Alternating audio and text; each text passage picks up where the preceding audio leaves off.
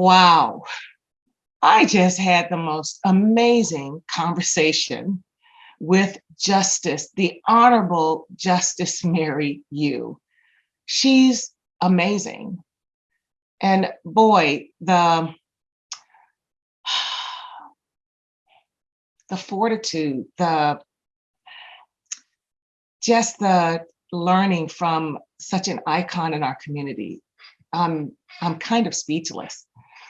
She talked about the importance of authentic conversation as a way to heal the divide, get beyond the hate in community. She inspired young people by pointing out how important it is not to objectify one another and to really come together and engage in conversation. Boy, so powerful.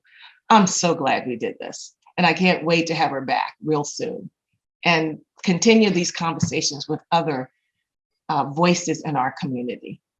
Hello, everyone, and welcome to Community Conversations with the Y, the first of many critical conversations to celebrate the rich fabric of our community, a fabric woven from the diverse backgrounds and cultures that make us great. These conversations are about learning together, leaning in together, and advancing equity and justice for all. As we celebrate Asian Pacific Islander Heritage Month, we are thrilled and honored to have join us today one of our first guests for Community Conversations with the Y, the Honorable Justice Mary Yu. First, a little bit about Justice Yu before we take a dive into the meat of today's conversation.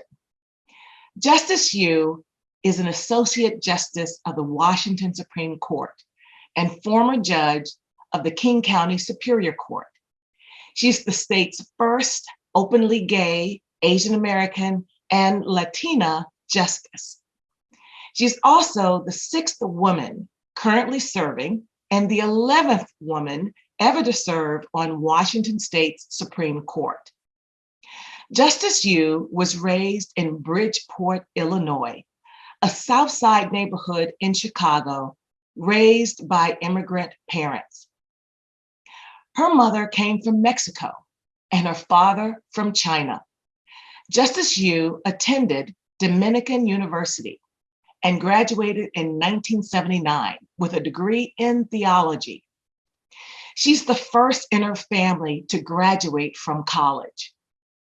In 1989, Justice Yu earned a graduate degree in theology from Mundelein College of Loyola University in Chicago and her Juris Doctorate from the University of Notre Dame Law School. Please join me in welcoming Justice Yu to Community Conversations with the Y. Welcome, Justice Yu. Oh, Loria, I can't begin to tell you how thrilled and honored I am to be here with you. I've been looking forward to this, and what a nice opportunity to just have a casual conversation. And again, I'm just honored. Well, thank you. We are thrilled and so glad you're here. So I'm going to dive right into the questions. There's so much we want to learn from you today. So first, I just want to know, how have you been doing with the whole pandemic, or shall I say the twin pandemics? And what has this time taught you about yourself? Well, probably like many others, I was surprised at how long we were in quarantine. I mean, I recall last March thinking, oh, well, this will be a couple of weeks and then maybe a month and maybe 2 months, but I never thought that we would remain where we are right now in terms of working remotely and really being somewhat secluded. I have to say, Loria, what I've learned about myself is how much I miss human interaction, human touch, how much I miss being in the community. And then I have to admit that I found out how much I love going to work. I happen to be fortunate enough that the Temple of Justice While the building is closed to the public, because our offices are so large, I'm allowed to come in and still work in my office. And I was so surprised at how much I needed that. I needed a schedule. I needed to be in the Temple of Justice to continue my work. And what a pleasant surprise. Yes, I think we all forgot just how important routine is in being around other people. So thank you for that. You know, this community conversation is all about celebrating accomplishments. This month, we're celebrating Asian Pacific Islander communities. Would you take a moment and share a historical accomplishment or contribution of a person of Asian heritage that we all should know and celebrate? You know, thank you, Lori, for that question, because there are so many people who have a lot of accomplishments, but they're uncelebrated heroes or heroines in many ways. And there's one person who comes to mind, and her name is Ruth Wu.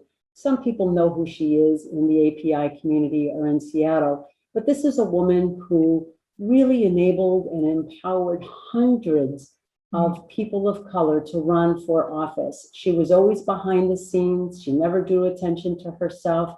And people need to know she was responsible for launching the careers of people like Ron Sims and Gary Locke and myself. She's a tremendous woman who's no longer with us, but people need to know about her. Again, her name is Ruth Wu, and somebody from the API community that we all should be very proud of. Thank you. So we'll say her name today, Ruth Wu. Thank you for giving us a moment to celebrate Ruth. So next question for you. So how have you navigated issues of self-identity or fitting into a box? I mean, has there ever been a time in your life when you felt like an outsider? That's a compound question, but if you could just give us some thoughts there, we'd appreciate it. You know, sad to say, I have always felt like an outsider. Bridgeport was a primarily white community in Chicago, lower working class. And we were one of the few minority families there. Through college, the same is true. And I would even say, even at this point in my life, I always feel like an outsider. Now, I don't live in a negative world, and I don't let that define me. I'm so aware of my otherness, but I have to say, I just embrace it. I believe that, yes, I am different than others, and yet I have a lot in common with people, but I've not been afraid to be different. And I think that's really important, is that all of us embrace who we are. But I have felt like other. At times, has it been a little lonely because you're the only one? Of course. But at the same time, I've learned to embrace who I am. And it just takes really working through the fact that we are who we are, and we need to be proud of who we are. Yes, thank you for that. And thank you for being a role model of embracing who you are. You know, my mom would say, what doesn't kill you makes you stronger. And so you've certainly taken all that you are and all that of your upbringing to bring you to this point. And we're just so proud. And so thank you for sharing that. So next question. This is a pretty heavy subject. You know, there's a lot in community today about anti-Asian hate crime, especially towards the elderly. And, you know, these crimes have reached an all-time high in our community. How has that personally impacted you or your family or the communities that you're in? You know, Loria, I think for me, it has caused and created fear and anxiety that I didn't have. You know, going to the store or going to Home Depot or just doing something that you might ordinarily do on a Saturday has created anxiety for me. Walking on the trail, I'm so aware of the fact that I should not be alone. And, you know, I think it has really crippled many of us because of that fear. Now, what's really important, because I, like you, believe in trying to somehow remain positive, is to name it, right? Name the fear, name it out loud, and let others know about what we're experiencing. We can overcome this. I believe that there are more people of goodwill who reject this hatred, who reject this myth that somehow we're responsible for all these terrible things. And I believe that they will and have stepped forward with us to overcome it. But I have to just say, it's instilled a new fear that I didn't have. I can deal with hate. I'm not afraid of people not liking me. That's part of living as a woman of color. But at the same time, physical harm is worrisome, especially for our elderly who really are defenseless. Yes, yeah, the fear is real. Thank you for sharing that. So how do we get communities talking to each other to get past a lot of these things that are floating that create this anger against other communities or misconceptions against other communities? How do we build compassion to make positive change? You know, Lori, you're doing this. I have to say that you not only do it through the why, but this conversation is precisely what needs to happen. We need to come together to have authentic conversations and listen to one another.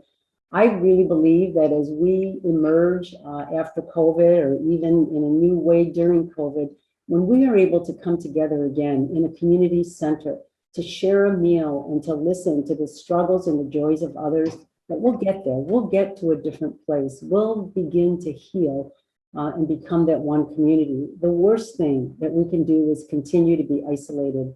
So for me, conversation, conversation, conversation. I love it. Yes. So what is one piece of advice that you would give to our young people to heal the divide and to defeat hate in our communities? You know, I guess the advice that I would offer to young people would be is, first of all, it's okay to have courage to speak your truth. Do not ever think that we are criticizing you for speaking truth.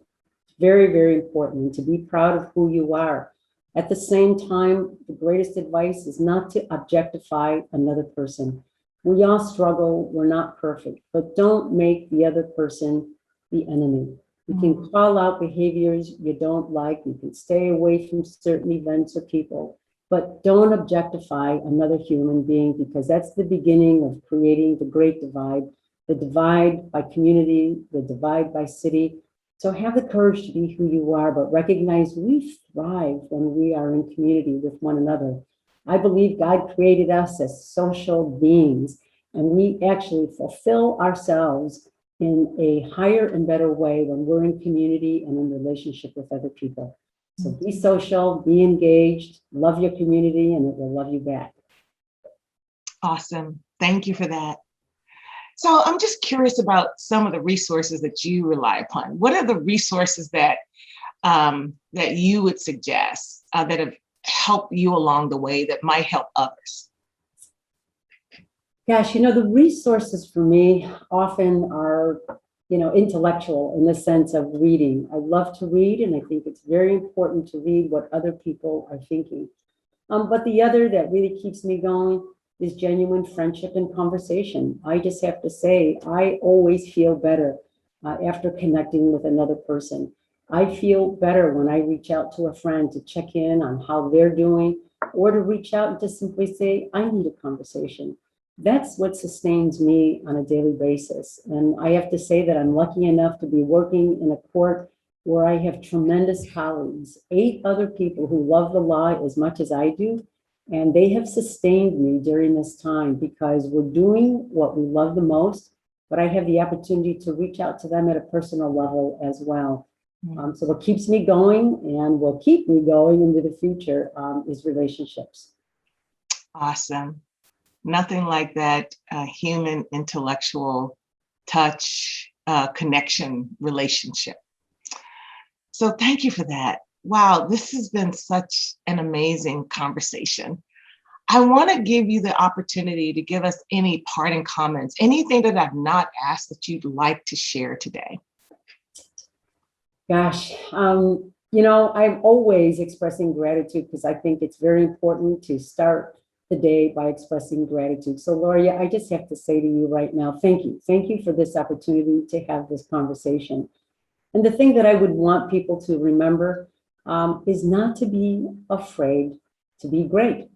And that is for people in my age group, and it's for young people, it's for people all over at any given moment, is never be afraid to be great. Not just good, but great. I think that's Yes. important. Oh, we'll leave it there on such a wonderful note. Justice Yu, thank you for your participation and for your deep care for community. We so appreciate you. And thanks everyone for joining us today for Community Conversations with the Y. Please join us again for other critical conversations to celebrate the rich fabric of our community, to learn together, and to advance equity and justice for all. Be well and good to yourselves.